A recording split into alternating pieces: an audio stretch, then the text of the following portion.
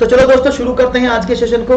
और बहुत बहुत स्वागत है आप सभी का। अगर चैनल को आपने अभी तक सब्सक्राइब नहीं किया तो जल्दी से कर लो सब्सक्राइब, क्योंकि आपको बहुत ही खूबसूरत सवालों के जवाब आज मैं पेडागोगी, मुझे कल बोला था कि पेडागोगी पढ़ानी है, तो पेडागोगी के सवालों को लेकर मैं ललित धमानी आपके समक्ष हूँ। तो चलिए शुरू करते हैं पेडागोगी का पहला सवाल और देखते हैं आपके कितने खूबसूरत जवाब इन सवालों के लिए मुझे मिलते हैं। तो लेट्स स्टार्ट। पहला सवाल आपके स्क्रीन पर ये रहा, भिन्नों की संकल्पना। और हाँ, वीडियो को लाइक करने में बड़ी कंजूसी करते हो, जल्दी से लाइक कर दो, शेयर करो, सब्सक्राइब करो, जिससे कि आपको लगातार ऐसे वीडियोस मिलते रहें। तो देखते हैं आपका जवाब हमारे लिए खास, और प्रश्न का जवाब हम लिखने शुरू करते हैं। पहला, भिन्नों की संकल्पना से परिचित कराने के लिए एक शिक्षक अध्यापक कहां से आरंभ कर सकता है? पहला, विभिन्न भिन्नों के अंशों और हारों की पहचान करा करके, एक रेखा पर भिन्नों को ज्ञात करा करके, भिन्नों को a/b के रूप में लिखकर जहां b नॉट इक्वल टू 0 हो, या उनके आसपास की वस्तुओं के भिन्नात्मक भागों की पहचान करा करके। तो देखना चाहूंगा, to introduce the concept of fraction a teacher can start from where by identifying the parts of denominator of different fractions, finding fractions on a number line, writing fractions as a/b where b not equal to 0 by identifying the fractional parts of these objects around them। तो बहुत ही खूबसूरती से जवाब मिलने लगे हैं। देखिए, जब भी एनसीएफ क्या कहता है, एनसीएफ 2005, अभी तक वही पढ़ रहे हो ना, एनसीएफ 2005 नेशनल करिकुलम फ्रेमवर्क आप सब लोग पढ़ रहे हैं। अकॉर्डिंग टू एनसीएफ 2005 आपको हमेशा याद रहना चाहिए, एनसीएफ 2005 ये कहता है कि जब भी किसी विषय में, जब भी किसी चीज के बारे में आप किसी बालक को परिचय कराओगे, तो इस बात का हमेशा याद रखिएगा, उसको आप हमेशा उसके आसपास की वस्तुओं से कराओगे। याद है ना कि आसपास की वस्तुएं, दैनिक जीवन से संबंधित वस्तुएं, उसको रोजाना प्रयोग करने वाली वस्तु, इनका तो प्रयोग करोगे।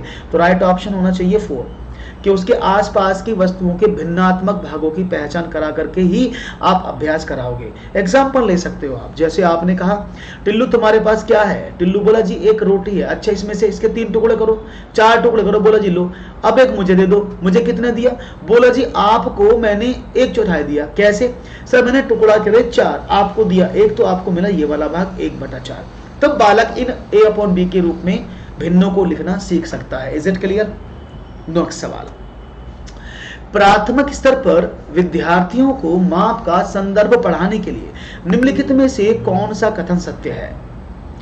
Which of the following statement is true for teaching reference to the measurement to the students at primary level?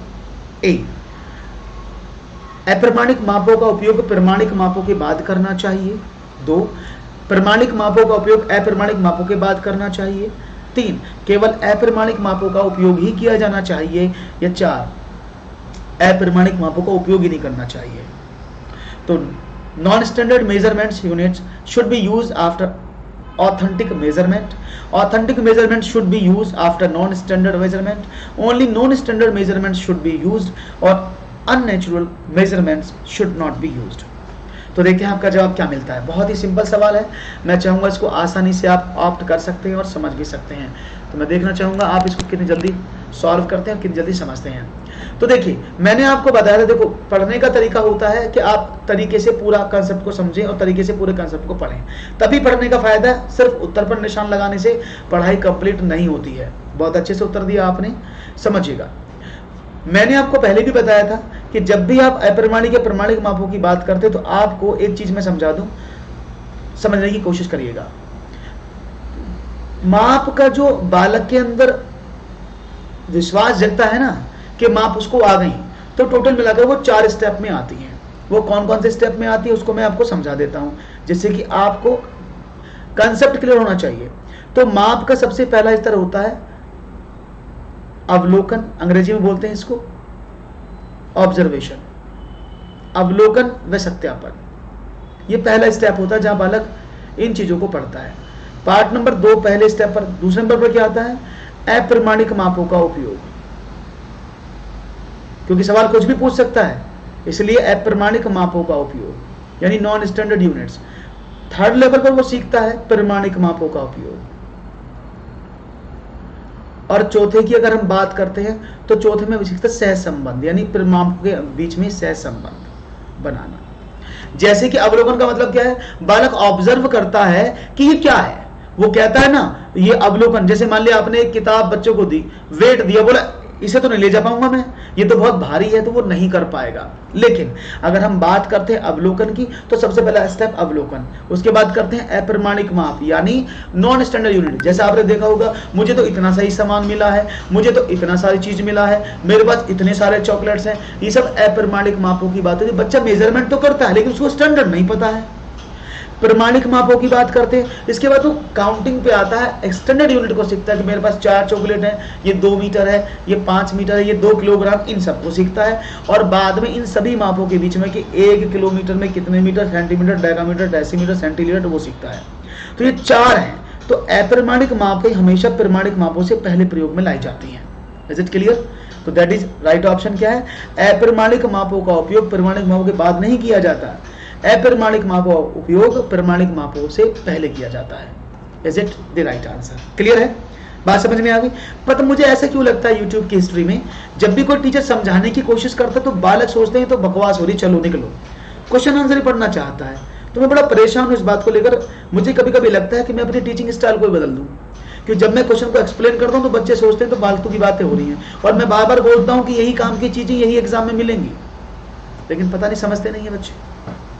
चलो खैर, आपकी चॉइस, आप जैसे चाहें वैसे पढ़ें, मैं अपना कार्य करता रहूंगा। आकांक्षा गणित की एक अच्छी अध्यापिका है, बनना चाहती है।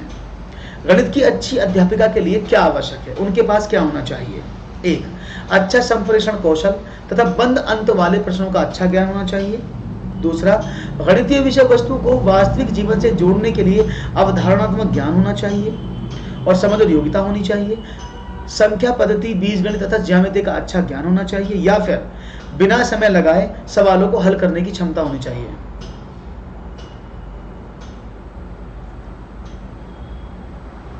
हल करने की योग्यता। तो देखता हूं आपका जवाब क्या मिलता है। ABCD 4 ऑप्शन है, तो समझ लेना। अगर वो कोई टीचर एक अच्छी अध्यापिका बनना चाहती है तो हमेशा याद रखिएगा, एक अच्छा अध्यापक वही अध्यापक है जो आपके गणित संबंधी विषयों को दैनिक जीवन से जोड़े, क्योंकि एनसीपी तो ये कहता है कि आपके सभी विषयों को दैनिक जीवन से जोड़ने वाला अवधारणात्मक समझ और कंसेप्ट बालक के अंदर होना चाहिए, यही तो बोलता है। इसलिए ऑप्शन नंबर 2 सही है।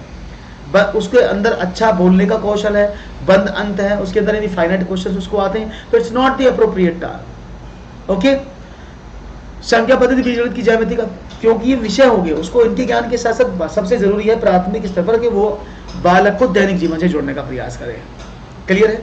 नेक्स्ट क्वेश्चन, समस्याओं सवालों को हल करने की योग्यता, ये पीछे वाले सवाल का था। किसका कथन है कि शिक्षक शिक्षण उपकरणों के माध्यम से शिक्षण को स्थायी और रोचक बना देता है? हेलो डॉली, कैसी हैं आप? ये इनमें से किसका स्टेटमेंट है कि एक शिक्षक शिक्षण उपकरणों के माध्यम से, टीचिंग टूल्स के हेल्प से जो टीचिंग है उसको सस्टेनेबल और इंटरेस्टिंग बना देता है? तो देखते हूं आपका आंसर क्या मिलता है।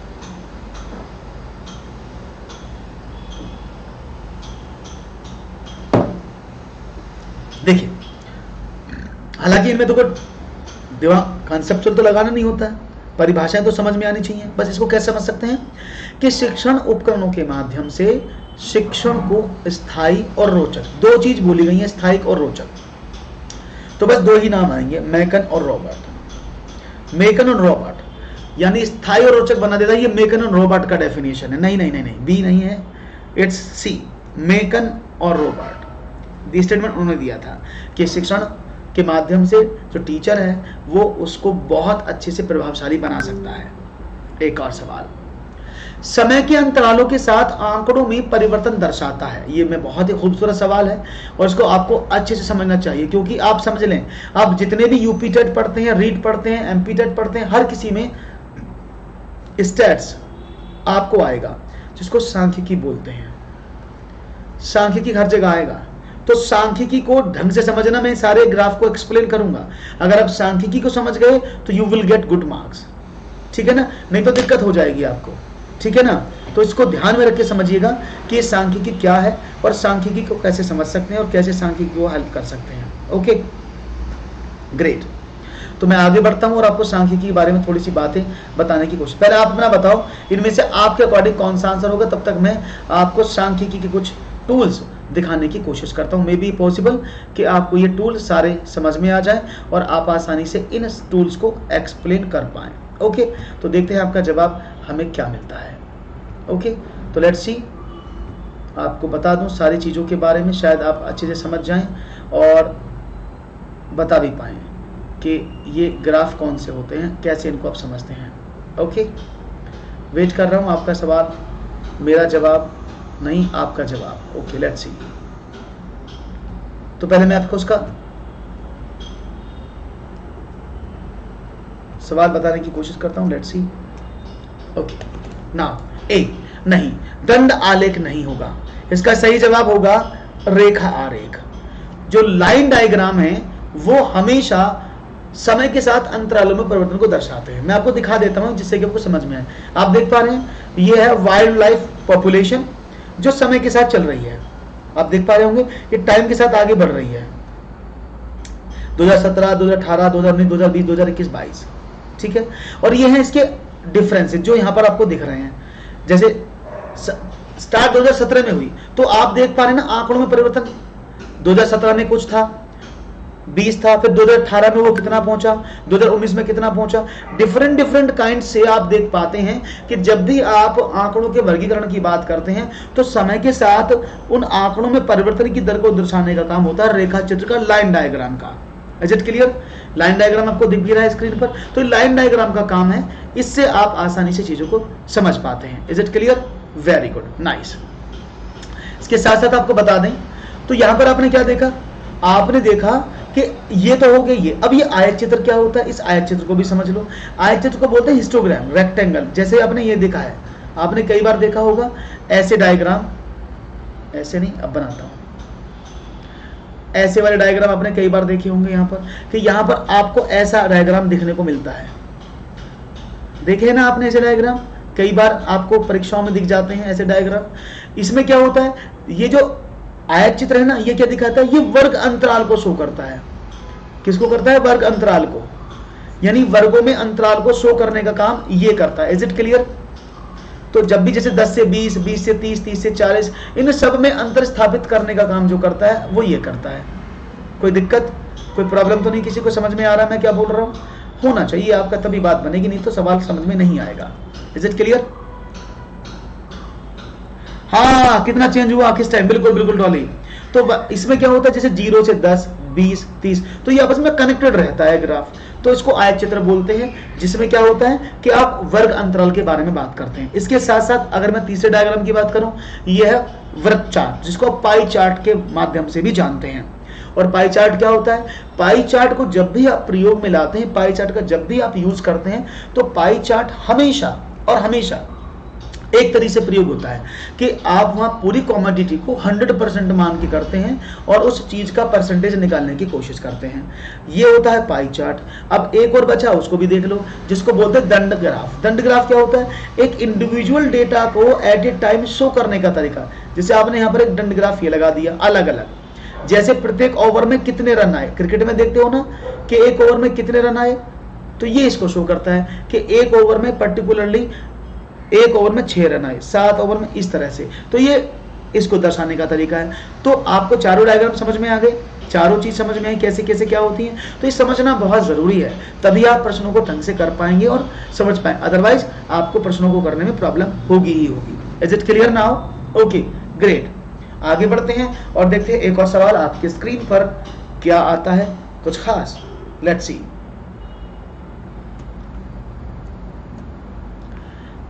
कक्षा 4 के विद्यार्थी को समझाने के लिए कि 1/10 1/100 से बड़ा है, निम्नलिखित में से कौन सी शिक्षण अधिगम सामग्री यानी TLM सबसे ज्यादा उपयुक्त है? तो देखते हैं आपका जवाब क्या मिलता है, इसको भी देख लेते हैं।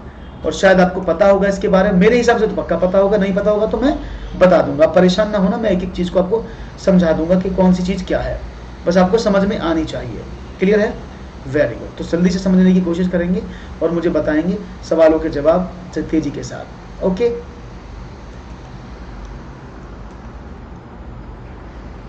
तो देखते हैं यहां पर 4 चीजें आपके सामने लिखी हुई हैं और शायद आपको पता भी है कि आपको डाइस ब्लॉक होता है या फिर संख्या चार्ट से प्रदर्शित करते हैं या फिर आप वर्गीकृत ग्रिड से यूज करते हैं। ये आपकी डिपेंडेंसी, आप कैसे बताएंगे, मैं तो सिर्फ देख रहा हूं कि आप कौन सी चीज का आंसर मुझे बताने की कोशिश कर सकते हैं। ओके, तो यहां पर सवाल का जवाब आपके समक्ष और उत्तर भी आपके समक्ष होना जरूरी है। तो देखते हैं सी, गिनतारा। देखो नहीं, पहले आपको मैं गिनतारे के बारे में बता देता हूं। देखो, हालांकि जब 1/10 1/100 से बड़ा है तो उसके लिए वर्गीकृत ग्रिड यूज करते हैं, लेकिन 10 × 10 का लिखा हुआ है, इसलिए 10 × 10 के वर्गीकृत ग्रिड में 0.1 से लेकर के 0.9 तक की ही वैल्यू को इवेल्यूएट किया जा सकता है। ठीक है, तो इसका आंसर अगर मैं इसको हटा दूं तो ये वर्गीकृत ग्रिड है।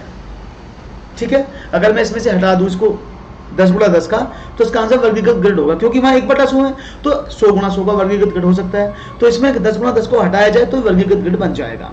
अभी क्या है, अब मैं आपको डाइस ब्लॉक पहले दिखा दूं। अबेकस, अबेकस को दिखाने के लिए आपको शायद मैं बता दूं, अबेकस ये रहा, इसको बोलते हैं गिनतारा। अबेकस पहले समझ लो ये क्या है, इसको गिनतारा बोलते हैं। अबेकस, अबेकस का काम क्या होता है, बालक को गिनती सिखाना, बालक को स्थानीय मान की संकल्पना से परिचित कराना और अपने हुए प्रश्नों को सत्यापित करने के लिए इसका सहारा लिया जाता है। ठीक है, ये तो होता है गिनतारा। अभी डाइस ब्लॉक क्या होता है, आपने कई बार देखा मॉल्स वगैरह में कहीं जाते हैं तो इस तरह की आकृति आपको देखने को मिल जाती है, जहां पर बालक क्या करता है, एक एक के ये ब्लॉक्स को बोलता है, एक ब्लॉक है ये वाला, ये 10-10 का पूरा बनता है, ये 100 का 2 को जोड़ के बनता है और 1000 का 3 को जोड़ के बनता है। तो बालक यहाँ संख्याओं को लिखने के लिए इन ब्लॉक्स को एक के साथ एक कनेक्ट करके बच्चों सीखता है और चीजों को समझता है। Is it clear? अब आता है संख्या चार्ट। संख्या चार्ट क्या होता है उसको भी समझा दो। संख्या चार्ट कई तरह से होता है। आप नंबर चार्ट को ऐसे भी समझ सकते हैं कि नंबर चार्ट आपके सामने दिया है कि यहाँ पर संख्याओं को एक फ्रेमिंग किया गया है। एक संख्या चार्ट ऐसा भी होता है जहां पर आप देखते हैं कि एक संख्या आपको दी है और इस चार्ट के माध्यम से एक लिखा है, इसको आप छोटा करने की कोशिश करते हैं, जैसे आप इसको 2 भागों में बांटते हैं, 1/2 1/2। ये भी संख्या चार्ट का ही पार्ट है कि आप इसको ऐसे कर दें 1/4 1/4 1/4 1/4। तो इसके माध्यम से बच्चा ये जान पाता है इस चार्ट के कि नीचे वाली संख्या इसी का हिस्सा और इससे छोटा है। Is it clear? बात समझ में आ गई सारी? कोई किसी को प्रॉब्लम हो तो मुझे प्लीज बताए कि सर समझ में नहीं आ रहा है, समझ में आया तो that's very nice. Is it clear? तो इस सवाल का जवाब क्या दूंगा मैं?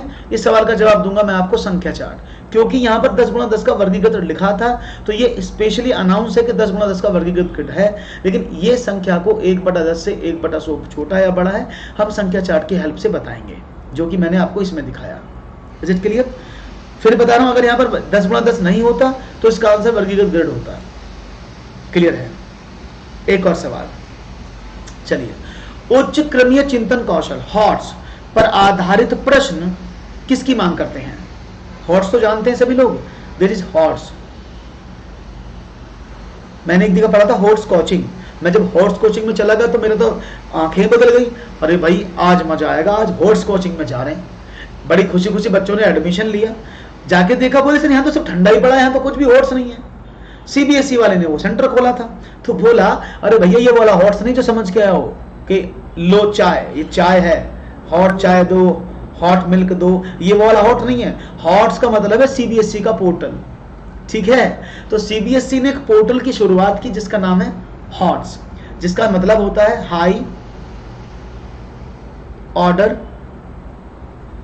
Thinking skills.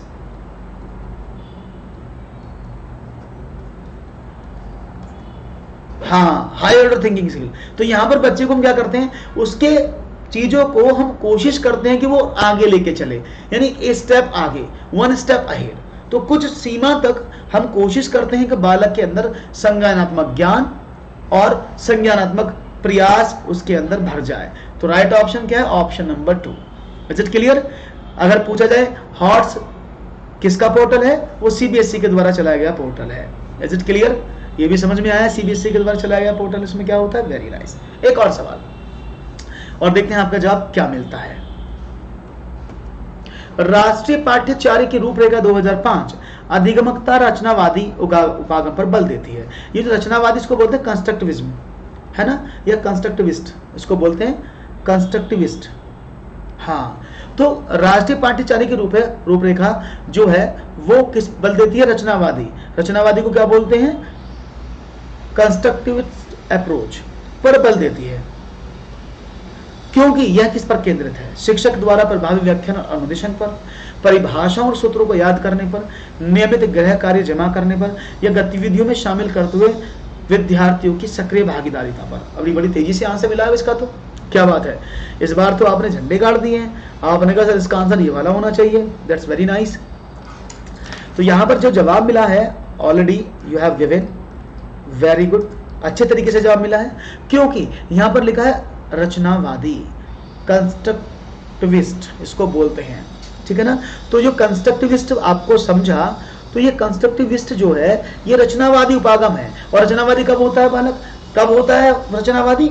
जब वह गतिविधियों में शामिल होता है और अपने को पार्टिसिपेट करने के लिए तैयार करता है। तो राइट ऑप्शन था option number 4, that is the correct answer. Is it clear? Very nice. एक और सवाल आपकी स्क्रीन पर ये रहा। इन दिनों दाम बढ़ने शुरू हो रहे हैं, निम्नलिखित में से कौन सा ग्राफ इस स्थिति का निरूपण करता है? These days prices are starting to raise. Which of the following graphs represent this condition? इन दिनों दाम बढ़ने शुरू हो रहे हैं, निम्नलिखित में से कौन सा ग्राफ इस स्थिति का निरूपण करता है? These days prices are starting to rise. Which of the following graphs represent this condition? तो ABCD के रूप में आपका आंसर है। दिलबर ने सबसे तेजी से कहा है कि जो है कौन सा ग्राफ बता रहा है कि दाम बढ़ रहे हैं। There are 4 graphs in your screen. आप 4 ग्राफ को यहां पर देख पा रहे हैं और इन चारों ग्राफ्स के बारे में ही है तो आपको बताना है। तो मैं देखूंगा इन चारों ग्राफ के बारे में आप मुझे क्या बताते हैं और क्या समझाते हैं, ठीक है ना। तो there are 4 graphs in the system. Now you just think that what, देखिए ये होता है time,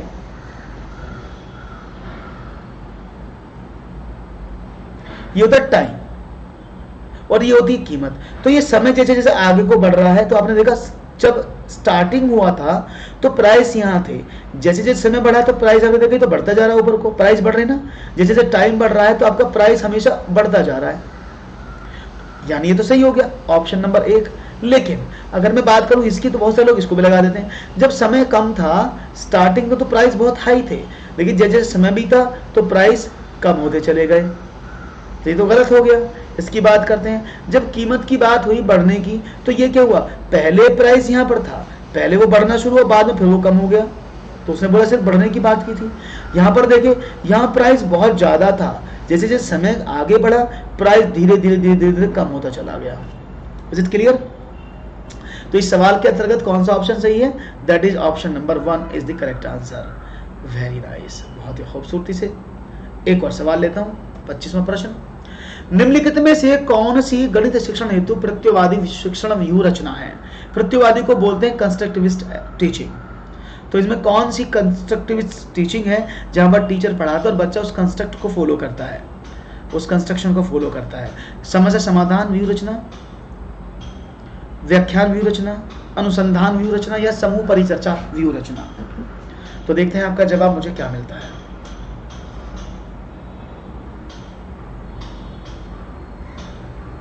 Let's see your answer.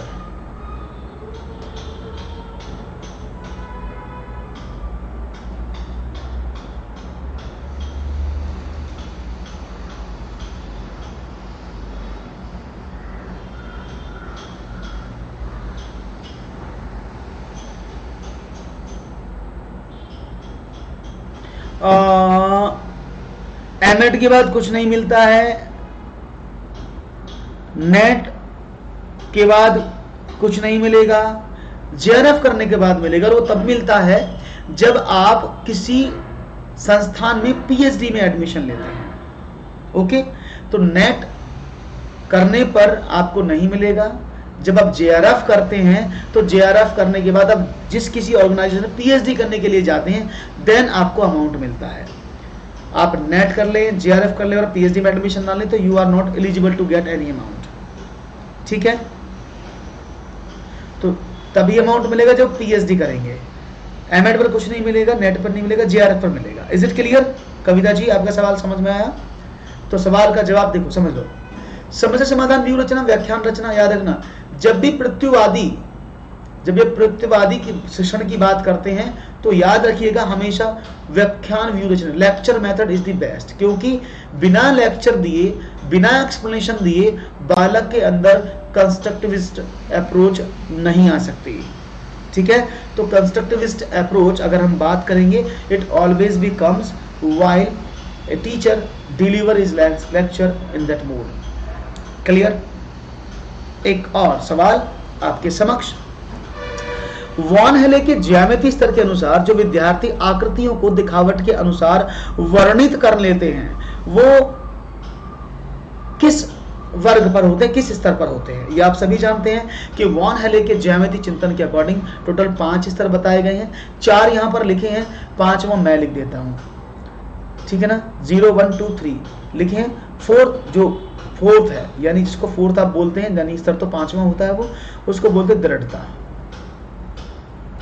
ठीक है, तो देखते हैं आपका जवाब क्या मिलता है। वॉन हेले के ज्यामिति स्तर के अनुसार जो विद्यार्थी आकृतियों को दिखावट के अनुसार वर्णित और वर्गीकृत कर सकते हैं वो किस स्तर पर होते हैं? दिखावट की बात हो रही है, दिखावट की बात हो रही है। तो जब भी हम दिखावट की बात करते हैं तो वॉन हेले ने बताया था कि दिखावट करना का मतलब होता है बालक किस पर है, जब भी वो देखने की बात करता है तो चाक्षुषीकरण, विजुअलाइजेशन या फिर मेंटल या फिर मानसिक चित्रण पर वो होता है।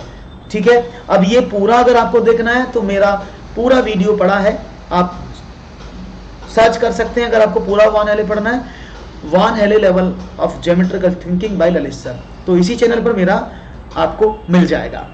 ठीक है, तो चलिए अब चलता हूं और अब बोलूंगा आपसे बाद में कल शाम। तब तक के लिए दीजिएगा इजाजत, नमस्कार। और अगर अपने चैनल को अभी तक सब्सक्राइब, लाइक, शेयर नहीं किया है, जल्दी से कर डालो और आगे बढ़ो। टेक केयर, बाय बाय, शुक्रिया, नमस्कार, जय हिंद, जय Bharat, have a good day.